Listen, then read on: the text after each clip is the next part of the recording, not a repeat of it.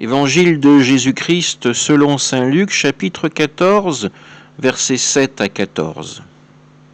Un jour de sabbat, Jésus était entré dans la maison d'un chef des pharisiens pour y prendre son repas, et ces derniers l'observaient. Jésus dit une parole aux invités lorsqu'il remarqua comment ils choisissaient les premières places. Il leur dit: quand quelqu'un t'invite à des noces, ne va pas t'installer à la première place, de peur qu'il ait été invité à un autre plus considéré que toi. Alors celui qui vous a invité, toi et lui, viendra te dire: cède-lui la place. Et à ce moment-là, tu iras, plein de honte, prendre la dernière place. Au contraire, quand tu es invité, va te mettre à la dernière place. Alors quand viendra celui qui t'a invité, il te dira: mon ami, avance plus haut. Et ce sera pour toi un honneur aux yeux de tous ceux qui seront à la table avec toi. En effet, quiconque s'élève sera abaissé, qui s'abaisse sera élevé.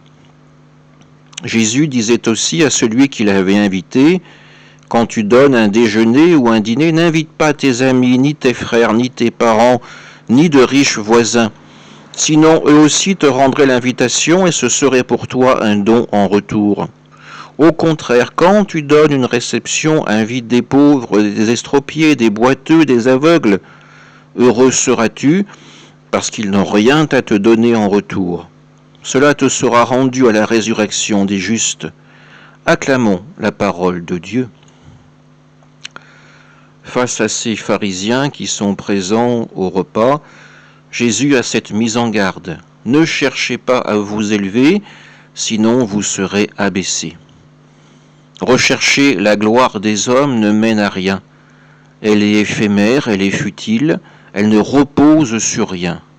Rechercher l'amour du Seigneur est un investissement beaucoup plus sûr, car le Seigneur nous aimera pour l'éternité, comme un père aime ses enfants. La deuxième mise en garde de Jésus dans cet évangile, c'est bien sûr de savoir donner gratuitement, sans rien attendre en retour. Combien de fois avons-nous dans nos vies eu ce comportement de donner en se disant: de toute façon il me rendra? De donner avec une arrière-pensée.